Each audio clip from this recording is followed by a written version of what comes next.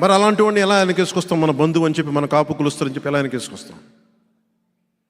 ఇలా చేస్తే బుట్టలో, తాజా పండ్లు ఉన్న బుట్టలో కుళ్ళిపోయిన పండు వస్తే మొత్తం ఎలా కుళ్ళిపోద్దో వెనకేసుకొచ్చే వాళ్ళు కూడా కుళ్ళిపోతారు. ఇది మీరు చాలా చాలా క్షుణ్ణంగా ఆలోచించాలి, లోతుగా అర్థం చేసుకోవాలి. ఒక వీధి రౌడీని ఎమ్మెల్యే చేస్తే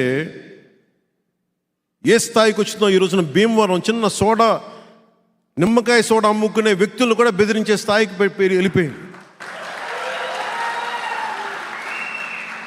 మాతో బాగుండొచ్చు, మా బంధువులతో బాగుండొచ్చు,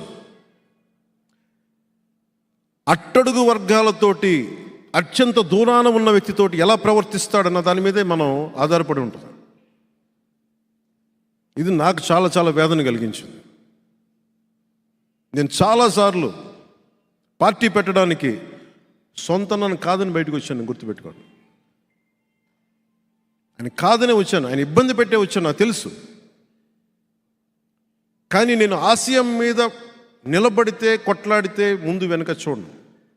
ఆ నిర్ణయం తీసుకోబోయే ముందు లక్ష ఆలోచిస్తాను. ఈరోజు నేను ఒకటే కోరుకుంటున్నాను మిమ్మల్ని అందరినీ. నేను భీమవరంలో ఎర్రంగి సూర్యారావు గారిని అడిగిన, ఆయన నేను కలిసి వెళ్ళాను. మొత్తం డంపింగ్ యార్డ్ అంతా నేను నిజంగా గెలిచి ఉంటే ఈ పాటికి మొత్తం తీసే, ఫస్ట్ మొట్టమొదటి రాగానే వచ్చిన పని అది చేసేవాడిని. రేపొద్దున జనసేన గెలవగానే ముందు ఆ దుర్గంధం వచ్చే ఆ డంపింగ్ యార్డ్ని సరిచేయాల్సిన అవసరం. ఎందుకంటే మన భోపాల్లో ఈ రీసైక్లింగ్ చాలా ఉంటుంది. లాస్ వేగాస్లో కానీ భోపాల్లో కానీ ఈ డంపింగ్ యార్డ్స్ని ఇబ్బంది లేకుండా ఎలా చేస్తారనేది చాలా ఉంది. అలాంటి ప్రయత్నం నేను తీసుకొచ్చేవాడిని.